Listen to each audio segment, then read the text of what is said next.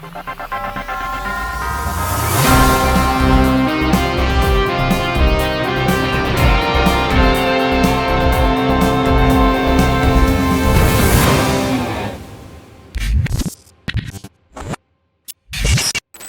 on RoxomTV News, NATO's chief says Europe still can't defend itself without America, raising new questions about who's really in charge of global security. Plus, Michael Burry is buying GameStop again, and suddenly the meme stock is back on Wall Street's radar. But first, President Trump is backing off his Minnesota crackdown after the fatal shooting of Alex Preti, as political pressure keeps building. All that and more right now on today's show. Let's get into it.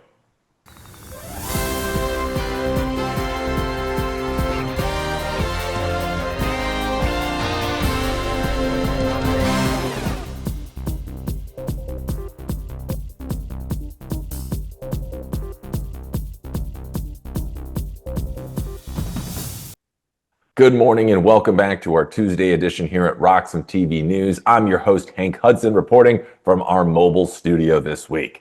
Now, today's first story, we're taking a deeper look at how the killing of ICU nurse Alex Preti in Minneapolis has forced a major shift inside the Trump administration's immigration strategy, and why that started as a localized enforcement surge has now turned into a national political problem that the White House is struggling to contain.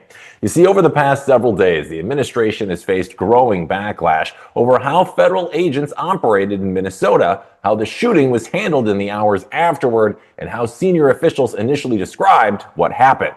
And now, after sustained pressure from state leaders, lawmakers, advocacy groups, and even members of Trump's own party, the White House is clearly backing off. President Trump has softened his tone toward Minnesota. Governor Tim Walz placed Border Czar Tom Homan directly in charge of the operation and moved to remove senior Border Patrol Commander Greg Bovino, whose public comments after the shooting drew widespread criticism. Now, taken together, these moves represent a noticeable retreat from where the administration stood only days earlier, when officials were still defending the crackdown as essential to national security and dismissing concerns about how it was being carried out. This shift followed a phone call between Trump and Governor Walz that both sides described as productive, with Trump later saying they were now on a similar wavelength, language that suggested a desire to lower the temperature after days of public sparring. Minneapolis Mayor Jacob Frey has since confirmed that some federal agents will soon leave the city, reinforcing the sense that the White House no longer sees this operation as politically or operationally sustainable in its current form. A central figure in this reversal is Greg Bovino, who had become one of the most visible commanders behind the Minneapolis crackdown and similar operations in other major cities. Now, after Preti's death, Bovino publicly claimed, without presenting any concrete evidence, that Preti had planned to massacre officers, a characterization that spread quickly and immediately intensified public anger. Now, the problem was that the video footage from the scene appeared to contradict that very claim, showing Preti holding a phone, being pushed and then surrounded by agents before the shooting. Now, once that footage began circulating widely, it became much harder for the administration to maintain its initial narrative. Now, under the new structure, Tom Homan will now report directly to the White House, a move officials say reflects Trump's effort to reassert tighter control over an operation that had begun generating more political damage than political benefit. Now, the pressure on the administration intensified over the weekend and quickly spread well beyond Minnesota. Texas Governor Greg Abbott urged the White House to recalibrate its approach. Vermont Governor Phil Scott called the operation a failure of leadership. And in Minnesota, Republican gubernatorial candidate Chris Madell abruptly ended his campaign, saying the crackdown had made the race unwinnable for his party. Let's take a moment to listen to part of what he had to say. But today, I announced the end of my campaign. I have two primary reasons for this decision. Number one, I cannot support the National Republicans' stated retribution on the citizens of our state, nor can I count myself a member of a party that would do so.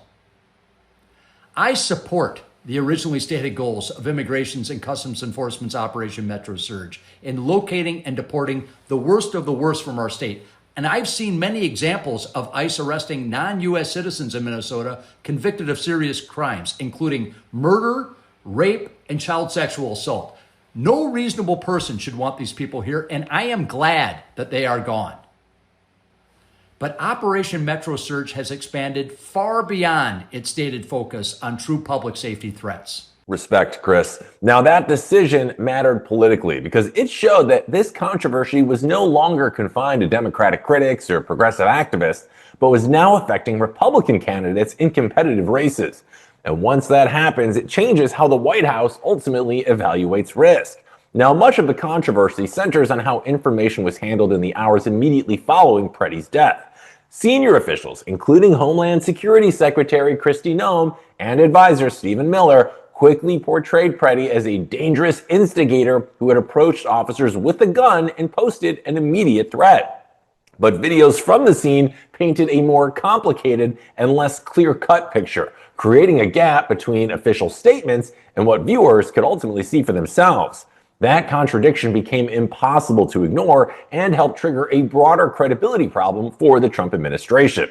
Now, media scholars warn that repeated gaps between official claims and visual evidence gradually erode public trust, especially when they occur during emotionally charged incidents.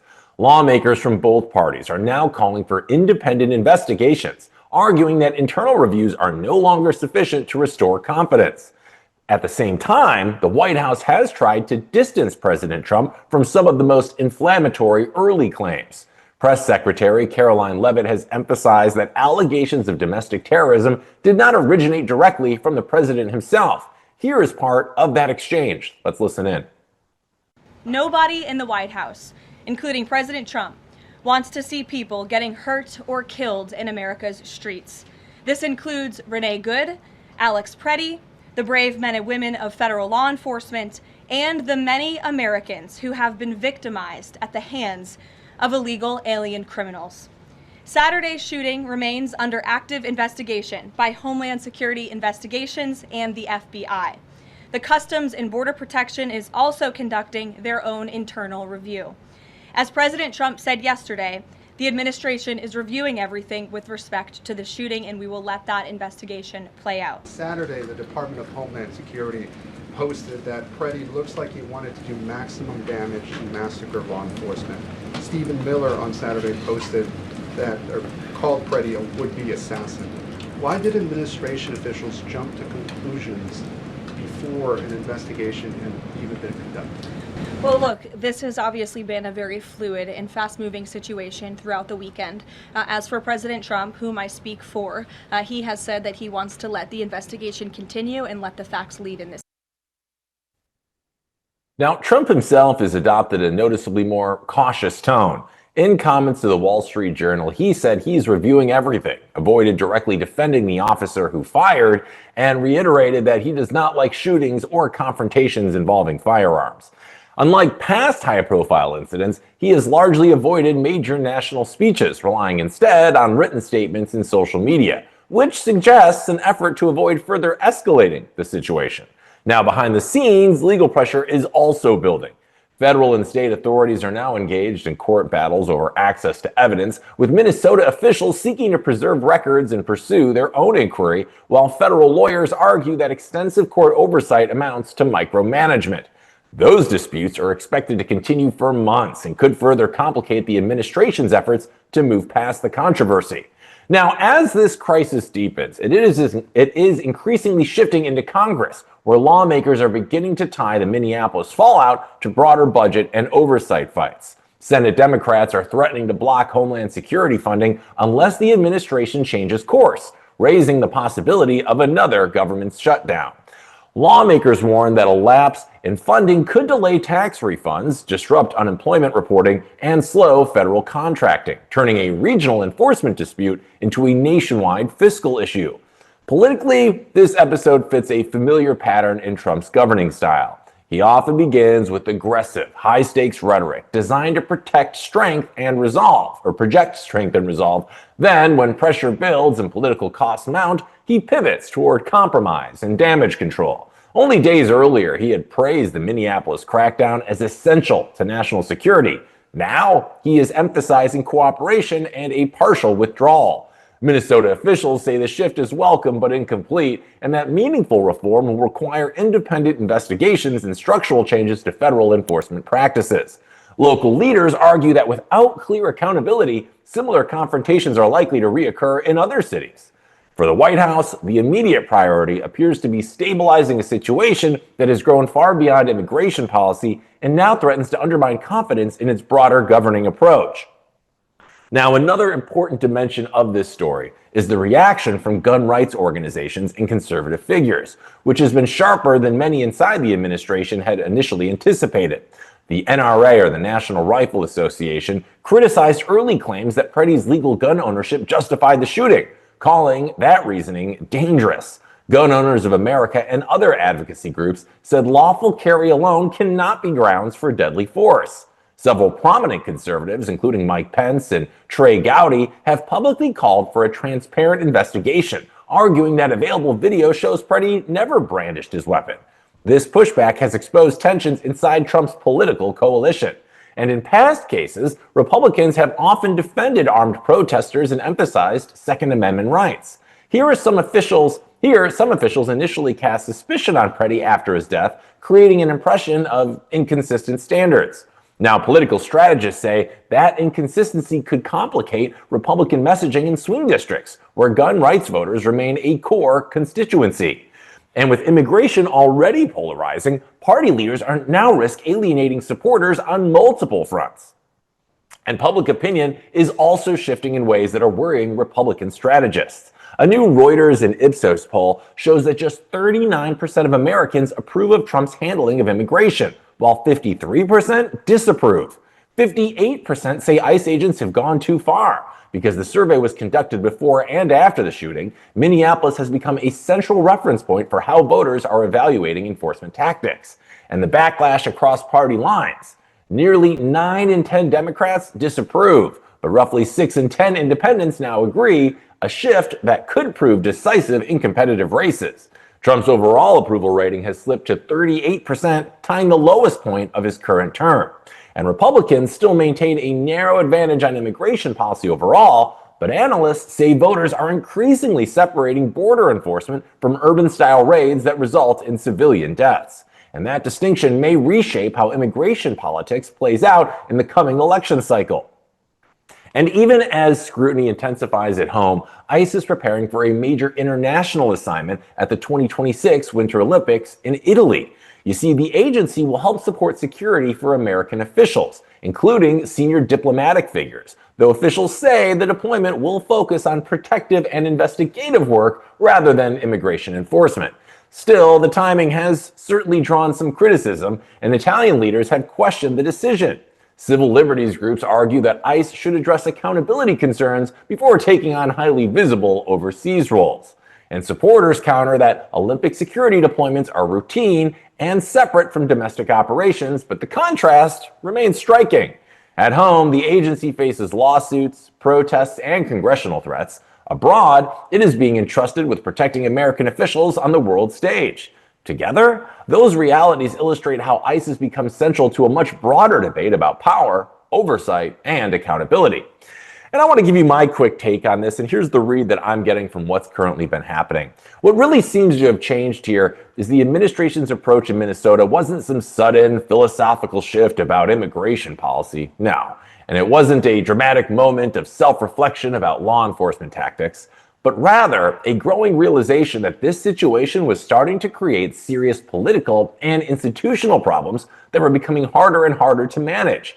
At the beginning, this operation fit very comfortably into a strategy that has worked for Trump many times before, where you emphasize strength, visibility, and control, you send in federal agents, you frame the move as protecting public safety and national security, and you signal to supporters that you are serious about enforcing the law.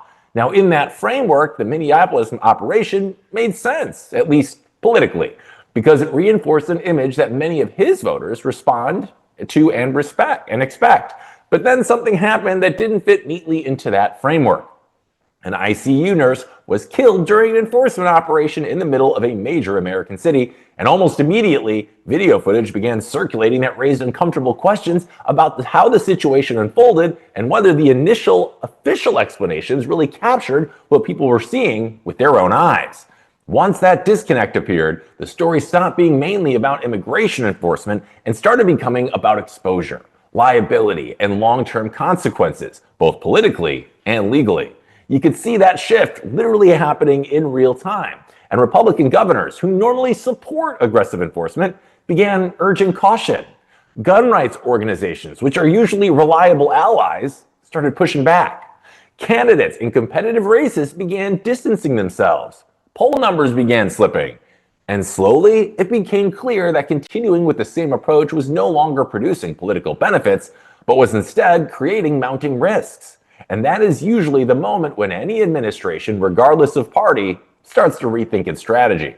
So what followed, with leadership changes, shifts in tone, and plans to scale back the operation, looks less like a sudden change of heart and more like an effort to contain damage and prevent the situation from spiraling even further. And that doesn't mean the White House abandoned its broader goals on immigration. It means it recognized that the way those goals were being pursued in this case had become unsustainable.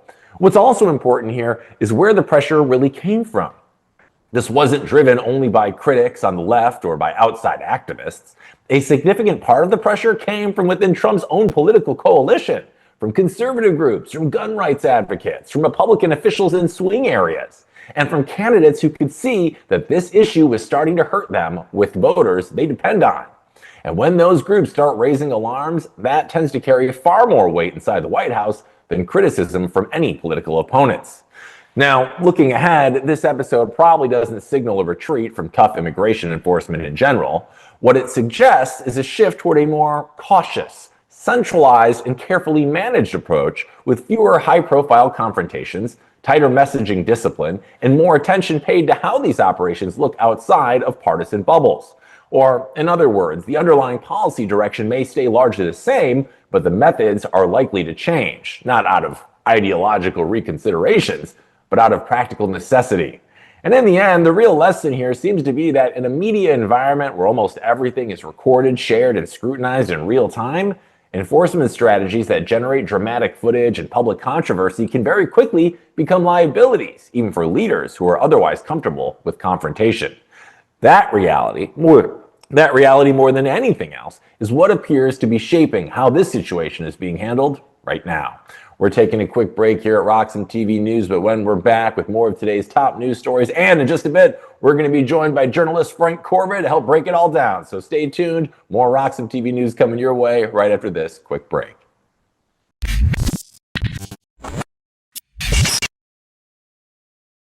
Some call me Chicken Little, others Bubble Boy. I'm a bit changed, but sounds familiar, right? Let me tell you a hard truth. The S&P isn't rising, the dollar's falling. That's the trick. Monopoly money. It's ice melting by the second. Your savings, your salary, your time. Worth less every second. Everyone's using the wrong measuring stick. Switch the denominator. Price the S&P into Bitcoin. Hard, fixed, unprintable. Suddenly your unstoppable index, it's collapsing. And while you cling to dollars, well, Wall Street already switched. Before, you needed two brokers. Still getting my ninja bonus though, right? Plenty of spreadsheets, and my quant! I hate this part. I was right, and I'll be right again. If I were you, I'd thank me. You know my name's Dave, right?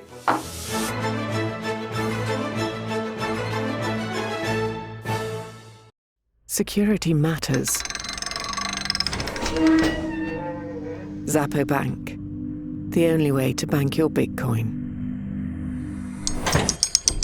Apply now at zappobank.com. Welcome back to RoxomTV News. Our next story is taking place from California to Australia and from India to South Africa, as Meta is now being forced to defend how private WhatsApp messages really are in the digital age. Now, a new lawsuit filed in U.S. federal court accuses the company of secretly maintaining technical backdoors that would allow it to access supposedly encrypted WhatsApp conversations. Plaintiffs from countries including Australia, Mexico, South Africa, and India argue that Meta's public promises about end-to-end encryption give users a false sense of security.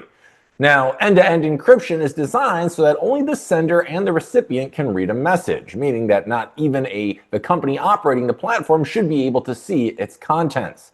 Meta strongly denies these allegations and says it has no ability to view private conversations under any circumstances. The company's communications director, Andy Stone, dismissed the lawsuit as categorically false and described it as a work of fiction. Meta continues to point to its public encryption policies and technical documentation as proof that user data remains protected. The plaintiffs, however, argue that the reality is more complicated, claiming that certain software design choices and system features could create vulnerabilities that expose user data to potential surveillance.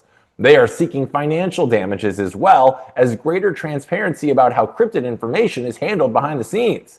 The case also has drawn attention from rivals in the messaging industry. Telegram's founder has publicly questioned whether WhatsApp can truly be considered secure given Meta's broader data collection practices. Now, this lawsuit comes at a time when governments around the world are tightening digital privacy rules and increasing scrutiny of major technology platforms. It also arrives as users grow more skeptical about how much control large companies really have over personal information. Now, for those of you at home, this matters because billions of people rely on encrypted messaging for private conversations, business communications, and even financial transactions. If courts find that these protections are weaker than advertised, it could reshape how messaging apps are regulated and how much trust users place in them going forward. All right, joining us now is Frank Corva, a Bitcoin and digital assets journalist who covers the intersection of crypto politics and global markets. Frank, happy Tuesday. Welcome to the show. Great to see you. How are you? What's going on? Thank you for having me back. It feels like just a few days ago we were doing this. I was in Colombia, I think. So good to be coming to you from New York today. Yeah, I think you were en route. You might have even been at the airport that time. So we certainly appreciate you joining us on the fly, and it's great to have you back today. And I want to chat about this most recent story about Meta. Because, Frank, when people hear end-to-end encryption, they just kind of assume that that means their messages are completely private, even from the company itself. So based on what you've seen and heard so far, how realistic is that assumption in the real world today? What's your beat on this? I don't totally trust Mark Zuckerberg. I'll start with that. We'll be blunt here. I think you said it best yourself. You cited someone who was talking about how Meta does a lot of data collection, and it seems to almost be the point of the platform. Facebook, it's collecting lots of data on you. Instagram, same sort of stuff. I think most people, when they talked about Instagram, WhatsApp, they sort of, it does say end-to-end encrypted when you use it, but I think most people kind of just knew that that wasn't the case. I don't know how we'll get to the bottom of it. I'm not sure what sort of legal process would have to happen for these lawyers to have access to what's really going on behind the scenes. It's a bit of a black box. This is also why I think it's important to trust open source technology like BitChat, which enables actual private chats, or I'm not sure if Signal is open source, to be honest, but I think Signal, people have a bit more trust in services like that versus anything that Mark Zuckerberg has his hands on. I don't mean that towards him personally. It just, we know that there's a history of data collection there, and this isn't all that surprising to hear. Yeah, it's hard to believe that Mr. Big Data himself isn't collecting people's data in those messaging apps. And, we're becoming, I feel like, a little too casual about a lot of these. It wasn't it just a couple of months ago we had, Pete Hegseth accidentally texted that reporter in a private Signal chat that was talking about like real sensitive military information. So I think we're getting a little too laissez-faire in general of just using these for anything. In Meta, though, they did strike back at these claims. They said that these are all basically fiction, that the data is encrypted.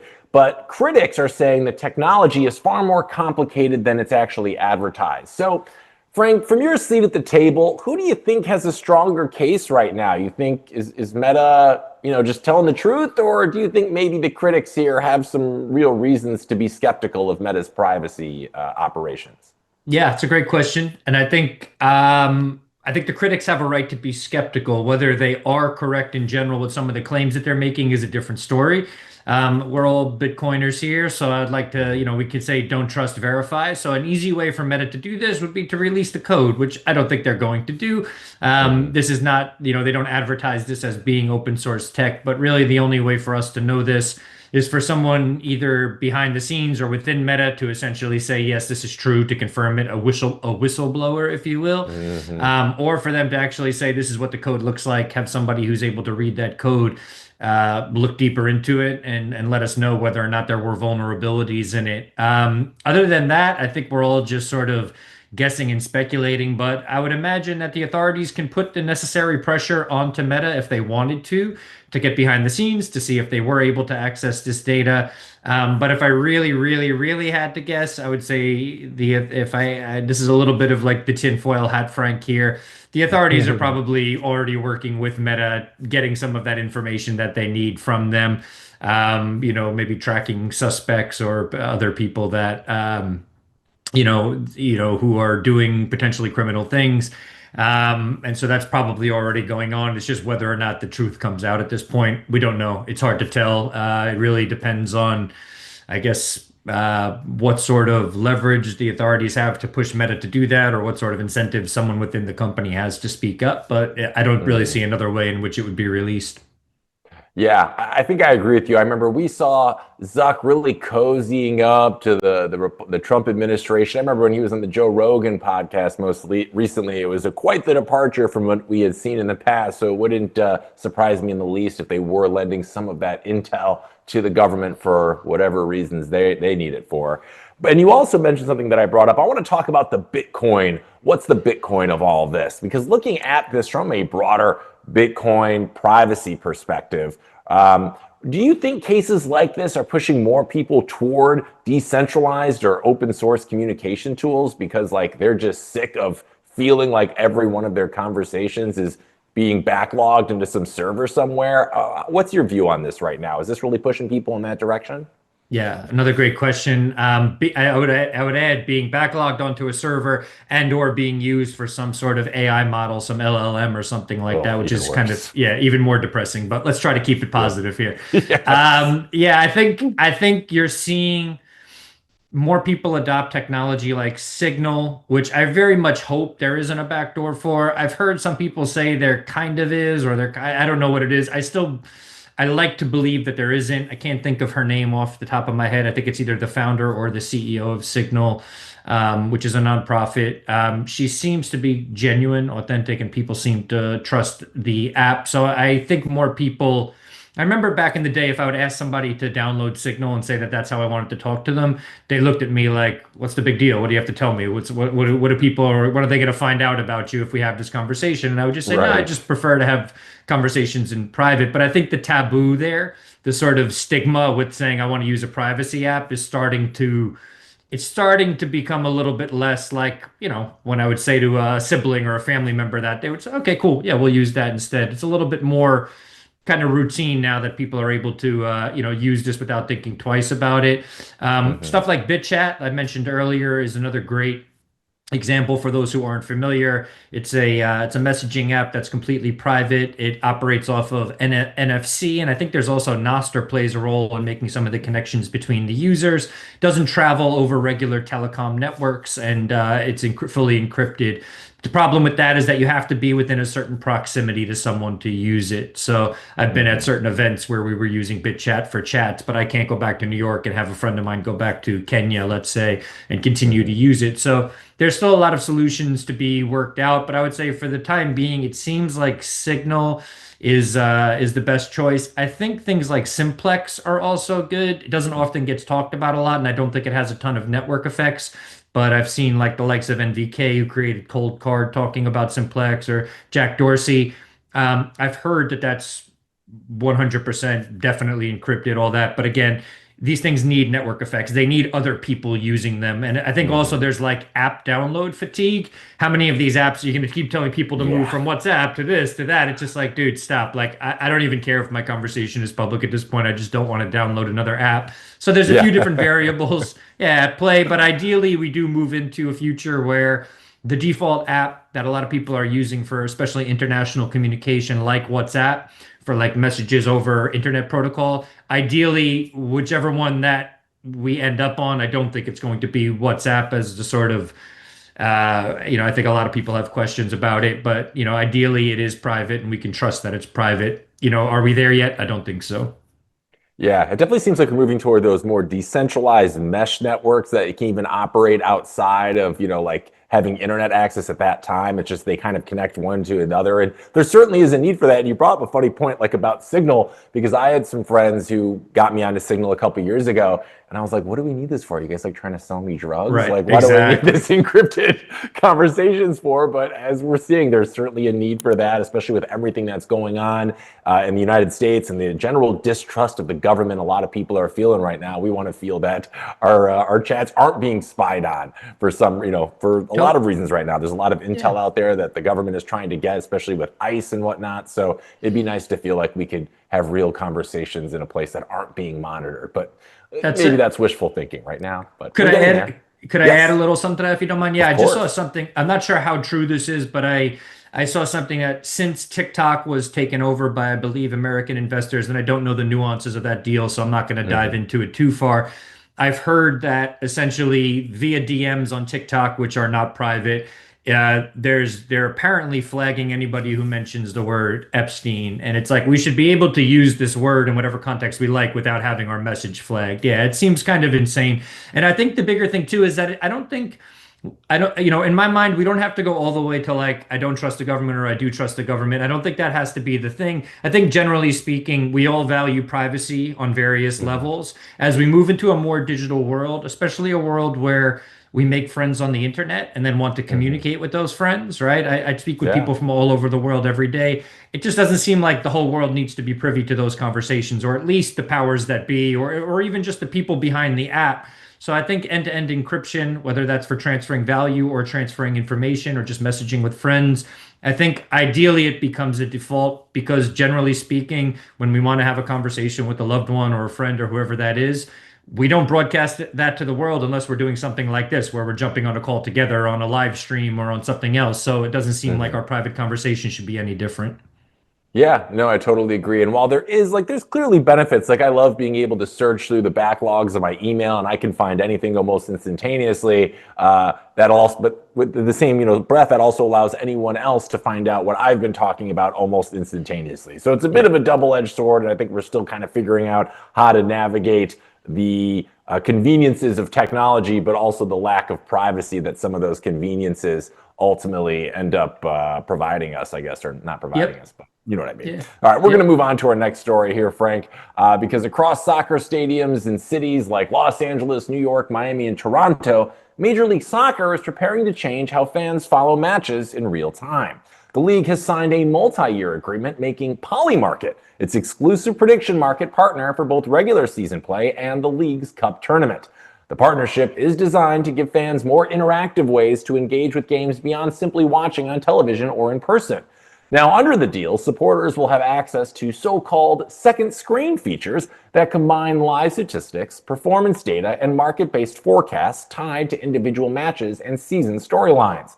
Polymarket CEO Shane Copland says the goal is to create a more data-driven and participatory fan experience as soccer continues to grow in popularity across the United States. Both MLS and Polymarket say they are building safeguards into the system to protect the integrity of competition. Now, these include independent monitoring systems designed to detect unusual trading patterns and prevent market manipulation. League officials stress that prediction markets should not influence on-field decision-making or player behavior. Now, the timing of this deal is notable because prediction markets are expanding rapidly following recent regulatory moves by the U.S. Commodity Futures Trading Commission. Now, those changes have allowed some platforms to broaden their offerings and attract more users. As a result, trading volumes on Polymarket and rival Kalshi have reached record levels in recent weeks. At the same time, several states continue to challenge the legality of sports-related prediction contracts in court, creating ongoing legal uncertainty. Industry analysts say the MLS partnership is one of the most significant mainstream sports deals yet for prediction platforms, and it reflects growing acceptance of these tools as part of a modern fan engagement. but it also intensifies debates over regulation, ethics, and consumer protections. For those of you at home, this matters because sports viewing is becoming more and more closely tied to real-time data and financial speculation. And how these systems are regulated could shape the future of how fans interact with professional sports. We're bringing Frank back. Frank, the MLS says this is about making games more interactive, but at the same time, it links live matches to financial markets. So does this realistically mean fans are being encouraged to bet more often? Because that's kind of what it feels like. And frankly, I'm here for it. What are your thoughts? All good. I mean, I'll quote Adam Sandler from Uncut Gems, like, let's bet on shit, right? Or let's bet on this or something, right? I'm personally not super into sports gambling and all this, but I do find poly market interesting. This idea that prediction markets are more telling than any sort of ivory tower academic specialist or analyst can predict. I think that there is something to it. I think it's also important to kind of highlight the fact that, you know, everybody betting on everything just kind of feels a little bit much for me. But at the same time, if that's what you want to do, free society, everybody enjoy yourself. Just, you know, obviously do so with the proper caution. But I mean, I've bet on a handful of games in my life, and I tended to pay more attention to those games that I bet on. Yeah. So I think if the way MLS is thinking about this is like, if people have money on these games, they're going to be more prone to watching or more apt to watch. Sure. Yeah. I mean, of course, we all like to make money on things. You know, ideally, we don't all just turn into degenerate gamblers betting on sports matches all day, you know, extending the sort of off-track betting to everything that we do. But it's interesting. It definitely is interesting. I think the big question with poly market and these platforms, I think a lot of people are now starting to talk a little bit about potential insiders who have undue influence over what some of these prediction markets look like. That can obviously have an effect on how other people are betting, whether they're following the trend or betting against it. So I think we're in the early days of what prediction markets are, how they're used, how they're regulated, how they're manipulated. I don't know. But it's an amazing trend. And it's interesting to see that, you know, oftentimes, you know, these things do provide extra incentive for people to engage, you know, with many different things, political discourse, or to pay attention to political things or sports matches, whatever it is. It's obviously sort of, I don't know, giving people a reason to focus on these things a little bit more. Yeah. You know, as a gambling degenerate myself, I'm here for it. But, you know, first of all, the MLS is never going to get close to American football, even though we have gambling. So I hope they can just stop themselves right there. But also, like, you kind of touched on it. This, to me, seems like a really slippery slope for rampant insider trading about anything. Because the way I see these prediction markets going, I could see these becoming more and more granular to where you're betting on literally everything. I mean, you can bet. I know I'm a Chicago Bears fan. At the end of the Chicago Bears-Packers game a couple of weeks ago, people were betting how long the handshake at the end of the game would last. And people are betting thousands of dollars on this stuff. And then not to mention, you can bet on, you know, politics. So on our show a couple of weeks ago, I was talking to Nolan Bowerly about this, and a friend of mine had sent me something he found on Reddit of a person with a perfect prediction rate on Polymarket. They just started the account like a couple of weeks ago, and they bet like 50 grand that Iran was going to be attacked by Israel by January 31st. So it's like, I worry about people trying to take this insider info to make a quick buck, but like, what are the signals that potentially gives to like other countries in the world, right? Like, if these huge bets are being placed, you're putting a lot of information out there to the world that was probably not meant to be out there in the first place. And when you combine real-time betting markets now with live sports, it also, I feel like, introduces a lot of new risk. I mean, we're talking about to players, to referees, to insiders. You know, that people could be really easily influenced because you can bet on everything now. Does that worry you at all? That like literally anybody could be co-opted into essentially like providing insider info or fixing a game or an outcome with these? Like you said, we're in the infancy of these. I could see this getting a little problematic. How do you see this maybe playing out? Yeah, it's a really, really good point. I had a similar conversation just about a week ago, and it's kind of frightening because you also have to think, okay, who's even bringing this idea to the prediction markets? Is it the person who's behind the idea, and have they already placed their bet on it? So it's a really weird thing to not only sort of like bring certain things into reality, and we don't, obviously that's even more scary when we think about it, betting on one country attacking another. But it would be absolutely heartbreaking to hear that someone from one of those countries was behind putting this market together. And so it's a little bit scary in that regard.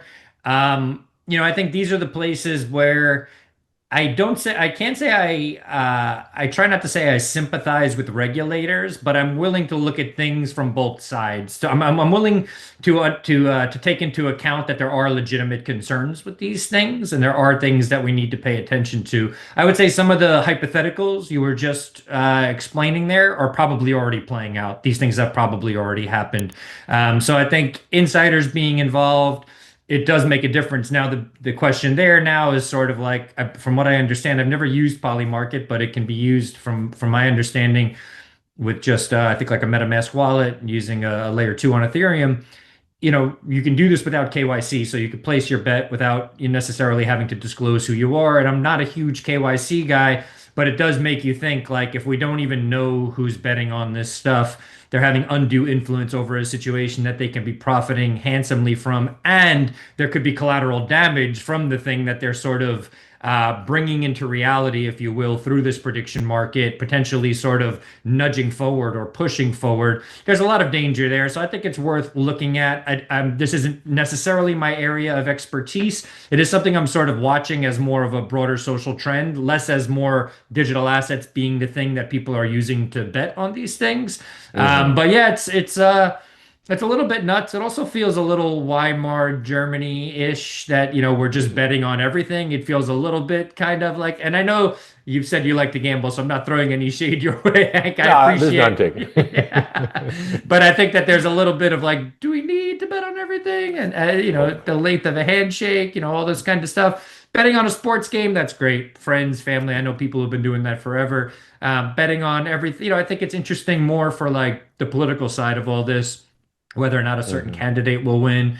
I think we've seen stuff with, I think it was both the Trump election and Mamdani. And it turned out to be relatively true with how people were betting. That kind of stuff is interesting. It's providing the world with certain data. The rest of it just feels a little gratuitous and a little bit much, if you will. And there's going to be a lot to sort out with the way that these markets are regulated or not regulated. I'm not necessarily calling for regulation, but there are some things that I think the powers that be will inevitably look at, and for good reason. So I think it's not tried to be too much of a anti-free markets, let's do whatever we want sort of guy. But at the same time, we don't want people getting hurt as a result of these things. And we also don't want people, again, bringing certain situations to fruition that will not be good for humanity. So interesting times nonetheless with this. And I think that we've yet to sort of see the broader impact that these markets will have. Yeah. I mean, there's a lot of question marks that still remain that need to be answered here. You brought up a lot of good points yourself, and it's like, if people find out about insider trading, like, ultimately, who gets held accountable? Is it the league? Is it the platform? Is it the bettor? And, because and there's something to be said for wisdom of the crowd. It's kind of like, if you remember Who Wants to Be a Millionaire, they used to ask the audience. It's basically the real world ask the audience. The problem is, because people put money behind it, it kind of insinuates an element of legitimacy. Like, you wouldn't put money behind something you didn't think was true. But then what happens if, like, I don't know, a foreign adversary says, I'm going to put a large bet on something else just to get a conversation started over there. And then maybe they think, then that causes like our government to maybe think there's an insider leak. Like, it just seems really problematic if you extrapolate out the things you can do. So while I do love gambling, we got a lot of questions that need to be answered first. So I'm totally on board with you on that one. All right, we're moving to our next story here, Frank, because from Wall Street trading desks to online investor forums, GameStop is once again drawing attention after a familiar name re-entered the picture. Shares of the video game retailer moved higher after investor Michael Burry revealed that he has been quietly buying the stock. Now, Burry disclosed his purchases in a post on Substack where he framed GameStop as a long-term value investment rather than another short-term meme trade. Now, you might remember Burry is best known for predicting and profiting from the 2008 housing crash, and his opinion still carries significant influence among investors. In his post, he said he believes he is buying shares close to the company's tangible book value, meaning the value of its assets after liabilities. He also praised CEO Ryan Cohen's leadership style and corporate governance efforts. Now, following Burry's comments, GameStop shares rose more than 6%, reflecting renewed interest from both retail traders and institutional investors. The company became famous about 5 years ago during a massive online trading frenzy when individual investors drove the stock sharply higher and forced major hedge funds to cover short positions. Since then, trading activity has cooled down, but GameStop has used periodic bursts of interest to raise billions of dollars in capital. That strategy has left the company with a sizable cash reserve, and Burry also noted that Cohen recently purchased 1 million shares with his own money, arguing that such insider buying strengthens alignment with shareholders. At the same time, Burry acknowledged that significant uncertainties remain around GameStop's long-term business model. He pointed in particular to the company's efforts to move into digital assets and Bitcoin-related initiatives, which have produced mixed results so far. Still, he argued that management is making the most of its current financial position while searching for sustainable growth opportunities. Now, for those of you investors watching at home, this matters because it shows how a single high-profile endorsement can still move markets. It also highlights the ongoing tension between meme-driven speculation and traditional value investing. And it raises the question of whether GameStop can finally transition from a viral stock into a stable, long-term business. Bringing Frank back. Frank, every time Michael Burry talks about a stock, the price tends to move. So is that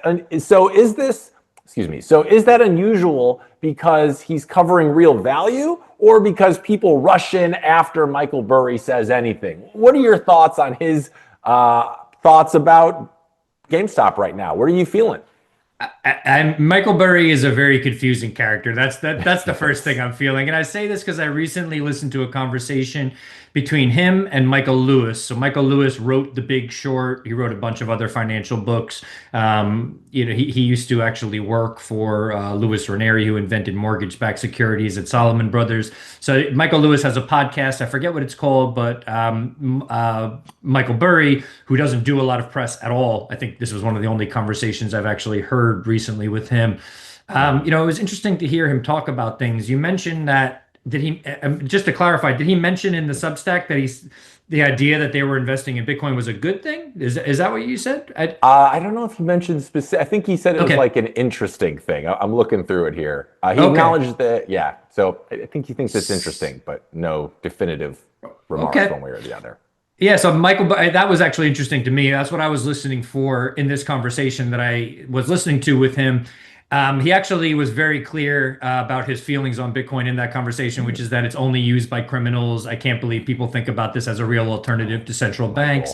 Yeah, it was a little disheartening, to be honest. So it was, and I think he said something like, I kind of get theoretically why it would be a good thing, but I don't believe in it, or something along those lines. So it's interesting. I think one of the things that I've learned, I'm a Bitcoiner. It's how I think it's a great way for people to save.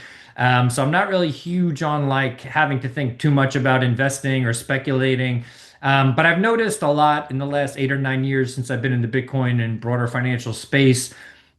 There's this thing people like to, I don't know if it's just the hierarchical nature of human beings or something. They like to look up to this person and then follow the lead of this person. Michael Burry has that same impact as like a Michael Saylor has, or some, maybe it's the name. I don't know. Maybe it's the Michael or something. But there's something about that where people like to see someone like take the lead on a trade and then just pile in behind them. Obviously, there's technical reasons why you would do that. They bought a whole bunch of the stock. They're buoying the price to some degree by doing that. But the cult around Michael Burry, I don't really fully get, because also, yes, in 2008-9, you could never take away the call that he made and the conviction that he had. You could watch The Big Short and watch, it was sort of the Hollywoodized version of how much he had to sort of maintain that conviction, even when the trade wasn't playing out, before the trade did actually play out. There's something really interesting about him in that he's also made a ton of other predictions since then that have not played out. And I think that that's always important to keep in mind, because we always tend to just highlight he's a genius for what he did in 2007-8.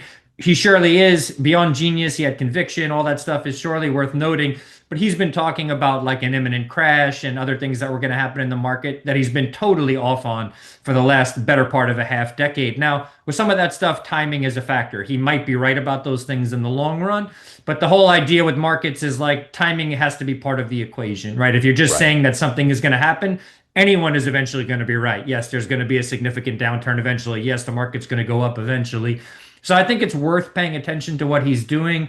Do I really think he thinks GameStop is a good long-term bet? I don't think so. I don't know whether he just wants to sort of play a little bit of a game here like everybody else who's investing in GameStop is doing. But, you know, it's obviously, to me, I find it just more interesting to see that he has such sway over the way people think. Personally, I'm not going to go invest in GameStop because Michael Burry thinks it's interesting. But there's a large contingent of people who will do that. And that in and of itself, that dynamic, I think, is worth, I don't know, paying attention to just from like a curiosity standpoint. Why are we doing this? But it is what it is, and we'll see if he's right. Yeah, it reminds me of that old phrase, was it like even a broken clock is right twice a day? Twice or a day, something? right. And, Yep. yeah, and you know, I think people latch on to these kind of prognosticators in the space like a Michael Burry, because he was right once, right? And he was right Yes. really big. And usually these people that are extremely successful go all in on something once and then get really wealthy because of it. But that doesn't necessarily mean they're always completely in tune with what's going on. It just means they were kind of right that one time.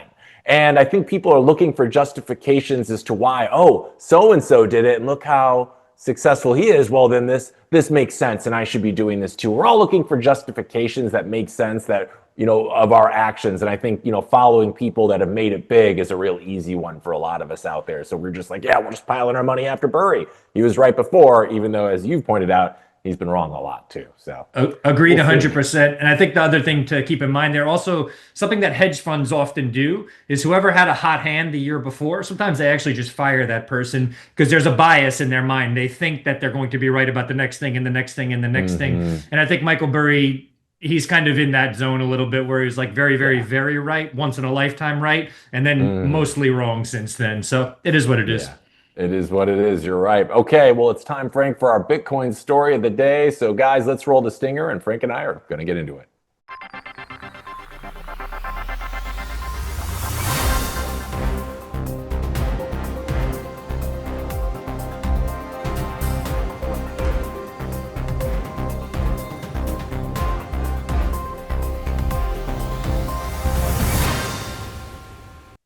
All right, it's time for our Bitcoin story of the hour. This one's occurring behind the scenes of federal law enforcement agencies and public blockchain records as a troubling story is unfolding about how securely the U.S. government is holding its Bitcoin. New allegations suggest that more than $40 million in seized crypto may have been siphoned from wallets connected to the U.S. Marshal Service. Now, the claims were first brought to light by well-known blockchain investigator Zach XBT. According to the reporting, the suspected theft centers on a Virginia-based company called Command Services and Support, or CMDSS. The firm received a federal contract in late 2024 to manage and dispose of seized digital assets. Those assets reportedly included Bitcoin linked to major criminal cases, including funds from the 2016 Bitfinex hack. On-chain analysis indicates that tens of millions of dollars were temporarily moved out of wallets associated with the government. Some of that money has still not been fully traced. And the situation escalated after a private Telegram dispute appeared online. It showed an individual screen sharing a wallet holding millions in crypto and moving funds in real time. Zach XBT claims that that person is John Dakita, the son of CMDSS CEO Dean Dakita.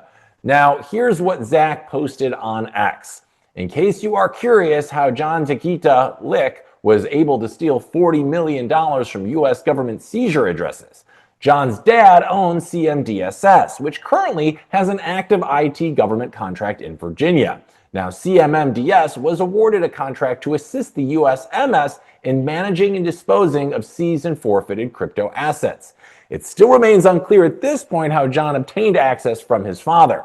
Now, if that identification is accurate, it raises some serious concerns about insider risk and oversight failures. It also raises questions about how private keys are being stored, who has access to them, and what safeguards are in place. And the controversy has renewed criticism of federal Bitcoin custody practices. David Bailey, CEO of Nakamoto, has warned that the Treasury should immediately move private keys out of the Justice Department's control. He argues that current systems leave too much room for internal abuse. Estimates suggest the U.S. government controls roughly 200,000 Bitcoin, and at today's prices, that represents billions of dollars in value. Even limited failures could expose enormous sums to more risk. And if insiders can allegedly move millions with little immediate detection, critics argue the system may be structurally flawed. As Bitcoin becomes more strategically important for governments, custody is no longer a technical detail. It is a central security issue. And for those of you at home, this matters because it shows that owning digital assets is only part of the equation. How those assets are protected matters just as much. And it reinforces a lesson that Bitcoin users have emphasized for years. If you do not control the keys, you do not truly control the coins. We're bringing Frank back. Frank, when people hear that tens of millions of dollars may have moved out of government crypto wallets, the immediate reaction is disbelief. So how serious is this allegation within the Bitcoin community and industry? What's your beat on this? Yeah, this is a personal one to me. I recently wrote some stuff about the U.S. Marshal Service and the fact that they may have been the people that turned over the Bitcoin that was forfeited from the Samurai devs to be sold via a Coinbase Prime account that they have. Not definite on that. I just think that this all speaks to a broader issue, which is that I think President Trump is taking the idea of a strategic reserve seriously, as are some people in the administration. But I don't think some of the people who are going to be involved in day-to-day protecting that reserve, facilitating that reserve, are taking it as seriously. I'm actually working on a story on this. A friend of mine has given me a little bit of background, and it seems that the U.S. Marshals hired this company, CMMDS. They hired them, and I actually don't think that there was any sort of bidding for the contract, and they paid them a sizable amount of money. I think offhand, they paid this company, I think, $27 million to secure this Bitcoin. Please don't quote me on that yet. That's just some preliminary research that I've heard from a friend of mine who's good at this sort of sleuthing. But if we're paying companies, which really isn't totally necessary, you can go and get a multi-sig address, get a few people from the government to hold the keys. Obviously make sure that it's on paper who these people are and who's holding which keys, so that if they do get stolen, we could point to someone. It's really not as hard as it seems, maybe to people, even people unfamiliar with the tech. You'd only maybe need to get in touch with a company like Casa or Unchained to say like, hey, we need to set up a proper sort of multi-sig custodial setup here, and we'll just hold on to these Bitcoin for now. And that's a safer way. It provides accountability that different people are holding different keys. It's not just like the Bitcoin is sitting on a ledger in someone's desk and anybody can take it. It's just audacious that we're even having this conversation. Why the son of this person who owns the company would even know that the dad has this contract and has these private keys? Totally insane. Could Zach XBT be wrong in some of the analysis? Maybe. I don't think so. He's been a pretty credible source when it comes to on-chain sleuthing. And I think the bigger thing that most Bitcoiners are sort of just kind of throwing their hands up and saying like, is this even real anymore? Like, we had a few weeks ago, I reported on the SDNY, which is part of the DOJ, signing an asset liquidation agreement with the Samurai devs, saying that whatever Bitcoin you turn over to us as part of the plea deal, we are going to liquidate. So again, executive order 223 stipulates that this Bitcoin should be held in the SBR. We see the DOJ sort of not paying attention to that. Maybe that's the nicest way to put it. And now we just see like, well, what would it even mean if they were paying attention to it? Because the U.S. Marshal Service can't even necessarily hold on to these Bitcoin. And I'll get some background on this. I've emailed the U.S. Marshal Service many times for information. They've never once responded to me. So it gives the impression that this just isn't an important enough issue for them to have to think about. And maybe in the broader scheme of things, maybe it just technically isn't. Maybe this only takes up a certain percentage of their time and they're dealing with much bigger issues. But we have an executive order on this. We have a lot of people who voted for President Trump who are proponents of the strategic Bitcoin reserve. When we hear that Bitcoin is either being hemorrhaged or liquidated for ridiculous reasons, for reasons that fly in the face of federal guidance and federal orders, it just seems like really what's going on here. Yeah, absolutely. And we've had the strategic Bitcoin reserve kind of at the tip of a lot of Bitcoiners' tongue for almost a year now.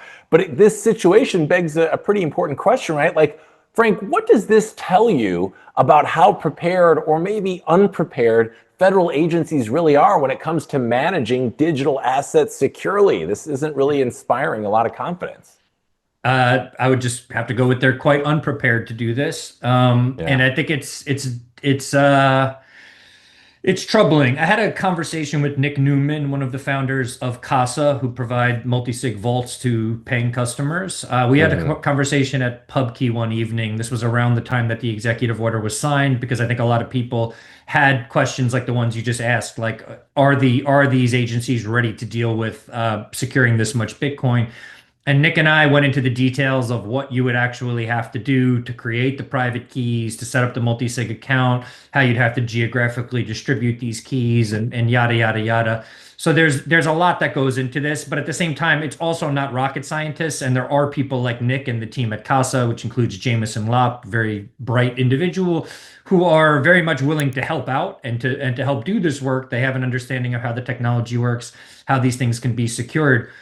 The fact that maybe they have been called upon, and we don't know it, that could surely be the case. I'm not saying I know what Casa is up to or any other people who are familiar with this technology, but it just doesn't seem like that's been the case. Again, if the U.S. Marshal Service is hiring outside entities to manage these keys versus just setting up some sort of internal dynamic where multiple people within the government can hold the keys, turn them over if necessary, have those keys replaced. We have the technology. This technology has been around for a while, since I think multi-sig's been around now for almost a decade, or maybe a little bit less than that.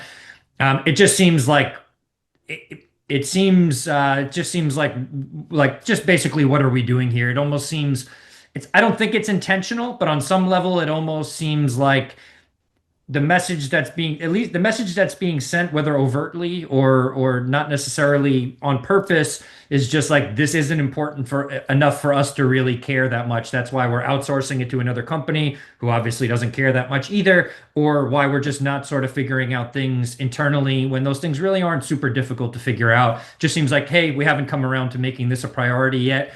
And I can see how that's kind of disturbing slash unacceptable to a lot of voters out there. Yeah, absolutely. And Frank, I got one more for you before we got to let you go. And the question is, like, from what you've seen so far, how far behind is government custody compared to best practices that are used by major private institutions right now?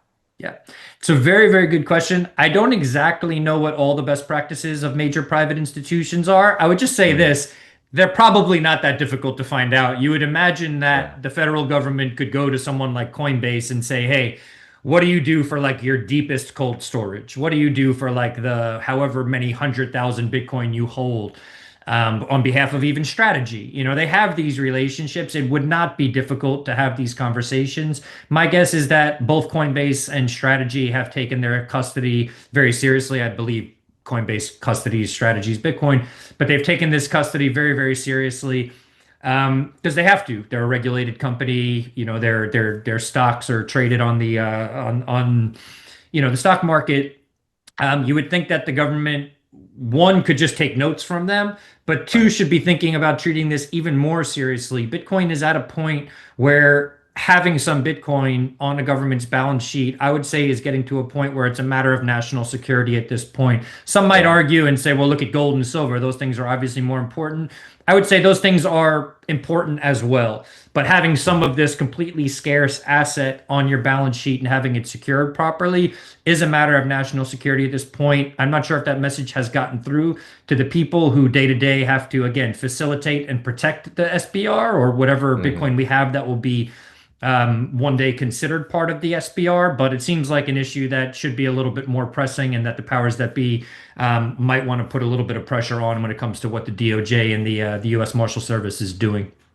Yeah, absolutely. And the kind of the sad truth of the matter is I feel like these are a lot of things that are only going to get addressed as number go up. And you and I both know that there's a lot more to Bitcoin and the Bitcoin ecosystem than just number go up, but that tends to be the thing that really pushes the needle in terms of people taking action. And, you know, if Bitcoin were to increase in value by 30% over the next 30 days, I think we might be hearing a slightly different tone from what's going on in the government right now. And they'd be taking this a little more seriously, as you and I both know they probably should be. Yeah. With that being said, Frank, it's time for us to let you go for the day. But I want to thank you so much for dropping in by with us. It's always great to get your insight and expertise. You're doing God's work out there, and we're always excited when you come out with a new story. So thank you so much for sharing your time with us today, and we can't wait to have you back on the show again real soon, my friend. Thanks for joining us. Sincerely appreciated, Hank. Thanks to the Roxom team. Talk soon, everybody. Talk soon. Cheers. All right, gang, we're taking a quick break here at Roxom TV News, but when we're back, we're going to be coming to hour 2 of today's show with more of the day's top news stories, so you won't want to miss it. Stay tuned. We'll be back right after this quick break.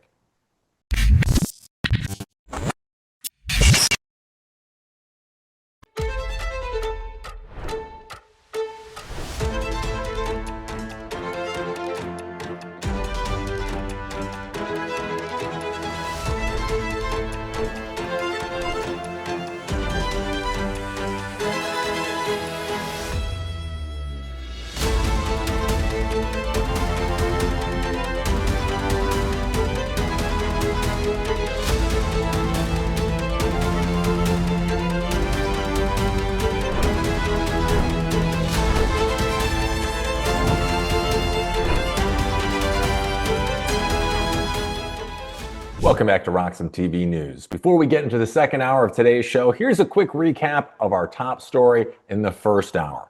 The White House is now backing off its aggressive immigration crackdown in Minnesota following the fatal shooting of ICU nurse Alex Preti, with President Trump softening his tone, reshuffling leadership, and beginning to scale back federal operations in Minneapolis amid growing political, legal, and public pressure.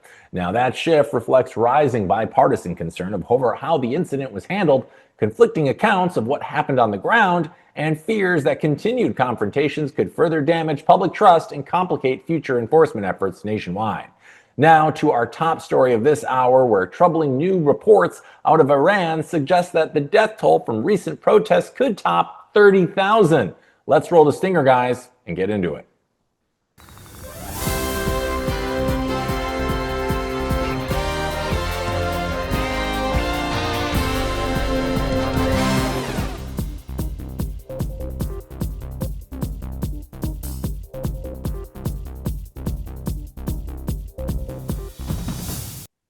It's time for the top story of the second hour of today's show, and this is occurring across multiple provinces in Iran as new testimony is raising alarming questions about the true cost of recent protest crackdowns. An investigation reported by The Guardian suggests that tens of thousands of people may have been killed during Iran's latest wave of unrest. Medical workers, morgue employees, cemetery staff, and eyewitnesses estimate that the death toll could exceed 30,000. That figure is far higher than anything the Iranian government has publicly acknowledged. Doctors describe hospitals as being overwhelmed with wounded protesters and bodies being transported in refrigerated trucks. Witnesses reported hurried mass burials, sometimes carried out at night, aimed at concealing the true scale of the deaths. One doctor, identified as Dr. Ahmadi, said more than 80 medical professionals helped document fatal injuries. They found evidence of close-range gunshot wounds, severe trauma, and repeated targeting of the head and chest. Some victims reportedly showed injuries to sensitive areas, suggesting intentional brutality. Now, these doctors concluded that official numbers likely represent less than 10% of the actual fatalities. Iranian authorities have acknowledged more than 3,000 deaths. A U.S.-based human rights group has verified over 6,000, with thousands more still under review. But the medical network cited in this report believes the true number may fall between 22,000 and 33,000, or even higher. Some medical workers said bodies were removed from official systems and buried in unmarked graves under pressure from authorities. Others reported seeing patients killed while still connected to medical equipment. The investigation describes what doctors called a systemic effort to suppress evidence and discourage injured protesters from seeking treatment. One physician said the goal was not only to suppress protest, but to suppress memory. The Iranian government has not issued a detailed response to these claims. Independent verification remains extremely difficult because of internet shutdowns and tight state controls. Now, for viewers at home, this matters because it highlights how information can be restricted during political unrest, making it harder for the world to respond in real time. And it raises long-term questions about accountability, transparency, and human rights in tightly controlled societies. Moving on to our next story. Now, from Brussels, Belgium, a blunt warning is reverberating across European capitals. NATO Secretary General Mark Rutte says Europe cannot defend itself without American military support. Speaking to European Union lawmakers, Rutte said any belief that Europe could stand alone is unrealistic. He argued that the United States and Europe remain deeply dependent on each other for security. According to Rutte, European countries would need to more than double current defense spending to compensate for a reduced U.S. role. Even a combined target of 5% of GDP on defense and infrastructure by 2035 would not be enough. Truly, going it alone, he said, would require massive investments, including nuclear capabilities, that would cost hundreds of billions of euro. His remarks come amid renewed tensions inside of NATO. President Donald Trump has recently threatened to annex Greenland and impose tariffs on European allies backing Denmark. Although those tariff threats were later dropped after a tentative framework was announced, few details have yet to be released. Rutte emphasized the importance of NATO's Article 5 commitment. That clause requires all members to defend any ally under attack. Without the United States, he said, Europe would lose its ultimate security guarantor. At the same time, France and other countries continue pushing for greater strategic autonomy. They argue Europe must strengthen its own military capacity as Washington shifts global priorities. Rutte acknowledged that goal, but he warned full self-reliance is unrealistic in the near future. Now, for viewers at home, this matters because NATO's stability directly affects global security, energy markets, and economic confidence. Uncertainty around U.S. commitments can ripple through financial systems and international trade, and it highlights how fragile long-standing alliances can become in a changing geopolitical landscape. Moving landscapes to India and the European Union, as they have reached a long-awaited free trade agreement that will sharply reduce tariffs on most goods. Now, the deal is designed to boost two-way trade and reduce dependence on the United States amid rising global tensions. Under the agreement, nearly 97% of European exports to India will see duties eliminated or reduced. European officials say this could save companies around €4 billion each year. At the same time, the EU will cut tariffs on more than 99% of goods imported from India over 7 years. This includes textiles, chemicals, metals, leather products, and jewelry. One of the biggest changes involves automobiles. You see, India will reduce tariffs on European cars from as high as 110% to 10% over 5 years. Now, that benefits companies like Volkswagen, Renault, Mercedes-Benz, and BMW. Tariffs on wine and spirits will also fall, opening India's tightly protected market to European producers. Agriculture remains mostly excluded from the deal, and sensitive products like beef, dairy, sugar, rice, and soya are not yet included. Now, the agreement does not immediately remove the European Union's carbon border tax on Indian exports. However, European leaders pledged €500 million to help India cut emissions. Prime Minister Narendra Modi called the pact the mother of all deals. The European Commission President Ursula von der Leyen says it marks the beginning of deeper cooperation. And trade between India and the EU reached more than $136 billion last year. Negotiations have stretched on for nearly 2 decades now. Momentum increased as U.S. tariff threats and shifting alliances pushed both sides closer together. Now, before taking effect, the deal must pass legal review and receive approval from European Union governments and lawmakers alike. That process could take up to a year. For businesses and consumers watching at home, this matters to you because major trade deals influence prices, supply chains, job markets, and investment flows worldwide. And it shows how global economic power is becoming more distributed in an increasingly multipolar world. We're taking a quick break here at RoxomTV News, but when we're back, we're going to be talking about Britain hitting its 30-year high for poverty and more stories coming your way right after this quick break, so stay tuned. Some call me Chicken Little, others Bubble Boy. I'm a bit changed, but sounds familiar, right? Let me tell you a hard truth. The S&P isn't rising, the dollar's falling. That's the trick, monopoly money. It's ice melting by the second. Your savings, your salary, your time. Worth less every second. Everyone's using the wrong measuring stick. Switch the denominator. Price the S&P into Bitcoin. Hard, fixed, unprintable. Suddenly your unstoppable index, it's collapsing. And while you cling to dollars, well, Wall Street already switched. Before, you needed 2 brokers. Still getting my ninja bonus though, right? Plenty of spreadsheets. And my quant! I hate this part. I was right, and I'll be right again. If I were you, I'd thank me. You know my name's Dave, right?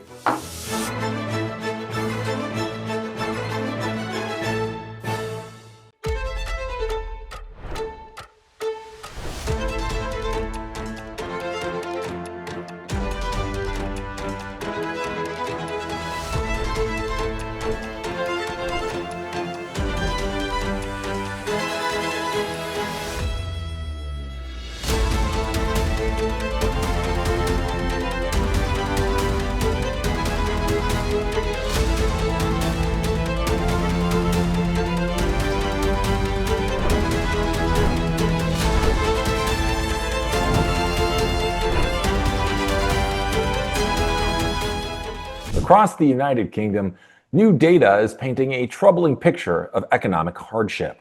A major report finds that around 6.8 million people in Britain now live in what researchers call very deep poverty.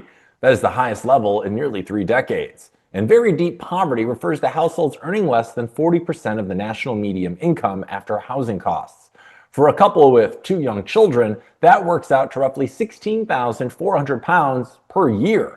The report comes from Joseph Rowntree Foundation, and it shows that while overall poverty has declined slightly since the 1990s, extreme poverty has grown. The share of people in very deep poverty has risen from 8% to 10%. Now that group now makes up nearly half of everyone living in poverty. Child poverty has also increased for the 3rd year in a row. About 4.5 million children are affected. And this is happening despite recent government efforts to ease financial pressure. London recently scrapped the 2-child limit on welfare payments. That policy shift will cost more than £3 billion. Researchers welcome the move, but they warned it will not reverse long-term trends on its own. The report also found that people with disabilities in some minority communities are disproportionately affected. Anti-poverty groups say rising living costs and stagnant wages are driving the problem. Even as Britain shows modest economic growth, many families are falling farther behind. For audiences watching at home, this matters because poverty on this scale affects healthcare systems, education outcomes, and social stability. It also raises questions about whether current economic policies are reaching those who need help most. And it signals that growth alone does not guarantee shared prosperity for all. And over in Paris, France, lawmakers are moving to dramatically reshape how teenagers interact with the internet. French lawmakers have voted to ban children under the age of 15 from using most major social media platforms. The bill passed the lower house overnight by a wide margin, and it now heads to the French Senate for final approval. President Emmanuel Macron has publicly supported the move, calling it a major step toward protecting young people from online manipulation and harmful content. Under his new plan, France would become only the 2nd country in the world, after Australia, to impose a nationwide social media ban for minors. The law would require platforms to install strict age verification systems, making it harder for children to create accounts without parental approval. It would also expand restrictions on mobile phone use in high schools. Officials say enforcement would begin with new accounts in the 2026 school year, with existing underage accounts shut down by the end of that year.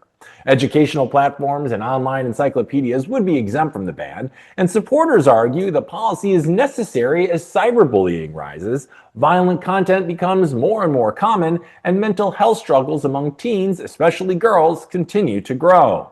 France's public health watchdog has linked heavy social media use to anxiety, depression, and sleep disorders in adolescents.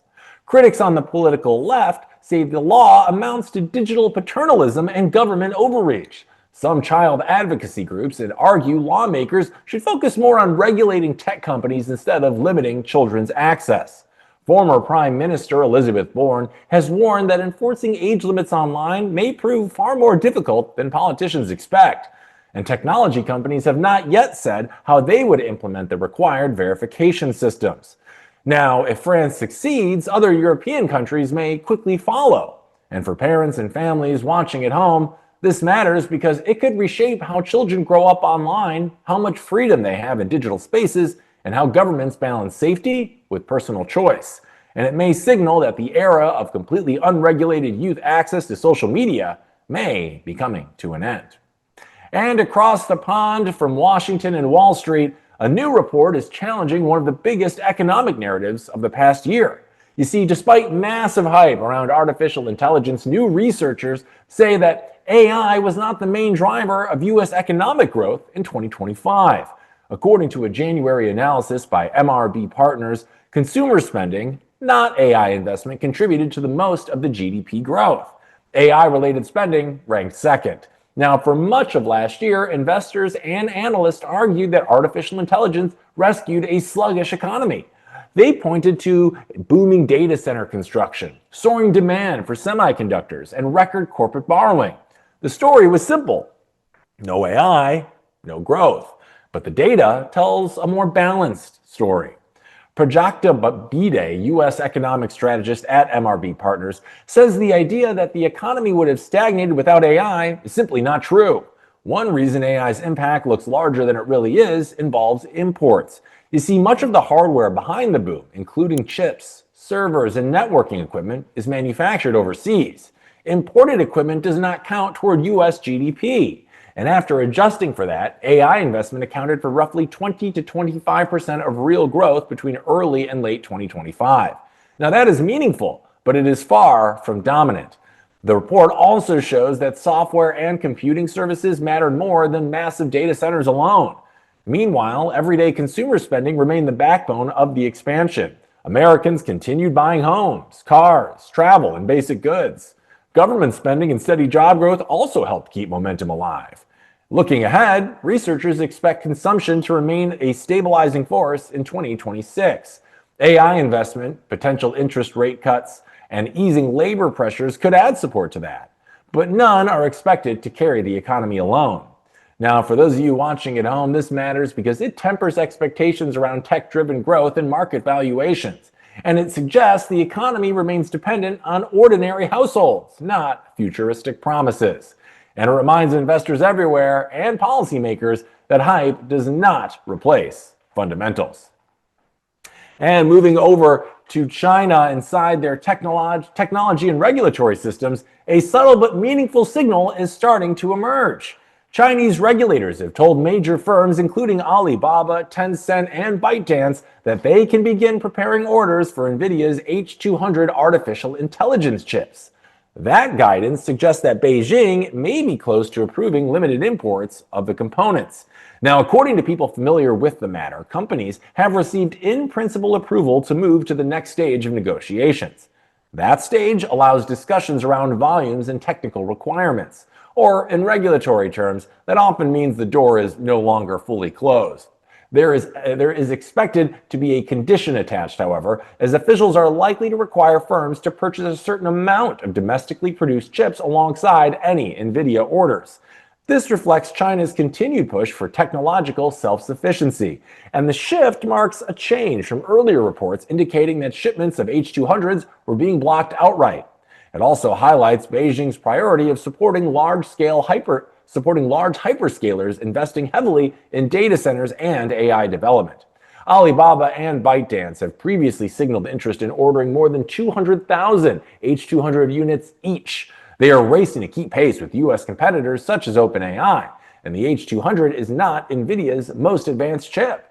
In fact, it's an older generation processor that the Trump administration has allowed to be exported to China.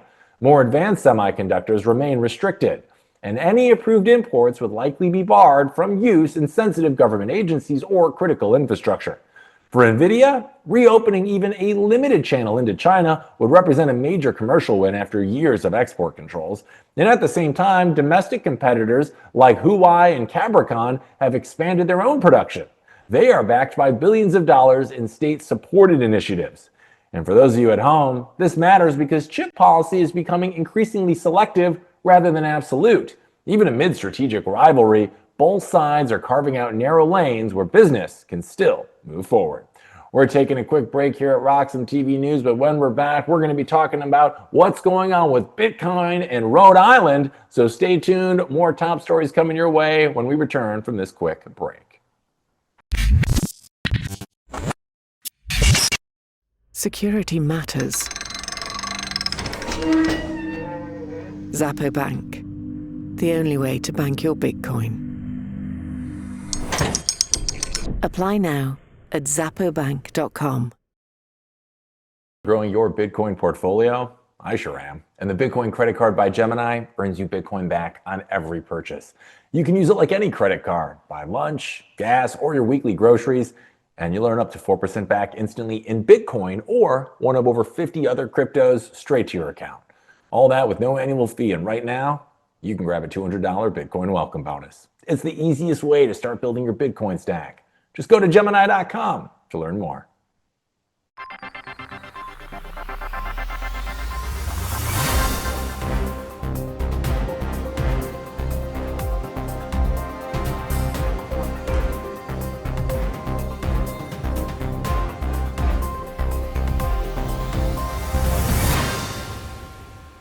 Welcome back to RoxomTV News. It's time for our Bitcoin story of the hour that's coming out of Providence, Rhode Island, as state lawmakers are quietly stepping into the national Bitcoin conversation. Rhode Island legislators have introduced a bill to create a formal commission to study Bitcoin, cryptocurrency, and blockchain technology.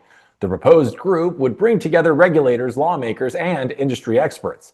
Their job would be to examine how digital assets are being used, how current laws apply, and what changes may be needed as adoption accelerates. On paper, this looks like another study first, decide later approach, but history suggests that these commissions often lead to real policy shifts.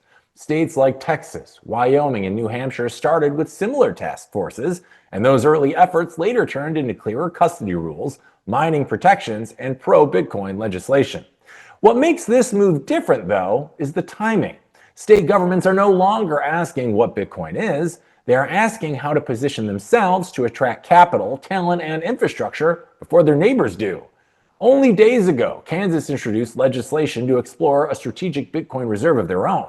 That signals a shift from academic curiosity to balance sheet exposure.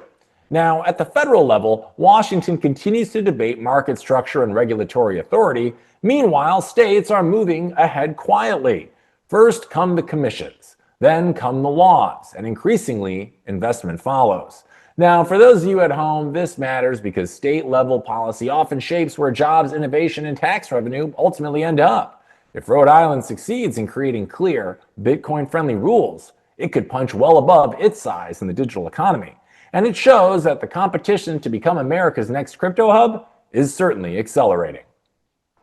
And in other news, in recent corporate filings and investor disclosures are coming out of the United States, one company with close ties to the Trump family is quietly becoming a much bigger player in the Bitcoin treasury space.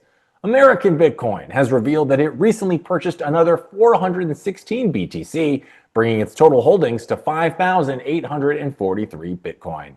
With that addition, the company now ranks around 18th among public firms that are actively building large Bitcoin reserves on their own balance sheets.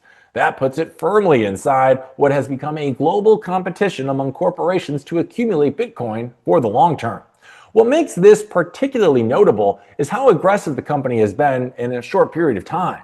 Earlier disclosures show that in January of 2026 alone, American Bitcoin bought roughly 329 BTC before this latest purchase. And when you add those together, the company picked up more than 700 Bitcoin in a single month. Now, over the past year, its holdings have grown from roughly 2,400 BTC to nearly 5,900. And that kind of expansion suggests a deliberate, long-term treasury strategy rather than short-term trading. Or in other words, this looks less like speculation and more like a company building Bitcoin into the core of its financial identity. Interestingly, the stock market has not rewarded that strategy so far. Shares of American Bitcoin trading under the ticker ABTC are currently hovering around $1.51. That is far below their early post-listing peak of more than $14. Now, several factors have weighed on the stock. There has been post-IPO selling pressure, the crypto mining sector has been volatile, and broader equity markets have faced headwinds themselves. All of that has kept the share price muted even as Bitcoin holdings continue to grow. And this accumulation strategy also reflects a broader push by the Trump family into Bitcoin-focused ventures. Through American Bitcoin and related projects, they have become increasingly visible in institutional crypto circles. Public reporting suggests their Bitcoin-related assets and revenue now reach into the hundreds of millions of dollars. That points to a deepening commitment to the space itself. And for those of you watching at home, this matters because it shows how some companies are treating Bitcoin as a serious long-term asset, even when public markets remain skeptical. It also highlights the growing gap between balance sheet strategy and short-term stock performance. And it raises questions about which firms may ultimately benefit from building early positions in digital assets. Well, gang, that is a wrap for today's remote show here at Roxom TV News. As always, I want to thank you all for tuning in and listening to the morning's top stories with us. If you haven't already, do yourself and me a favor and make sure to like, follow, and subscribe to Roxom TV, Roxom TV News, and me at Roxom TV on all the most important platforms. You'll find us there. We will be back tomorrow, Wednesday, at our usual time of 8 a.m. Pacific, so make sure you're tuning in there as we are going to have more of the day's top news and more great guests that are going to help us break it down. So thank you so much for tuning in for our show today. We'll be back tomorrow, same time, same place, same top news, right here on Roxom TV. So thanks for tuning in, and I'll see you boys and girls tomorrow. Have a good one.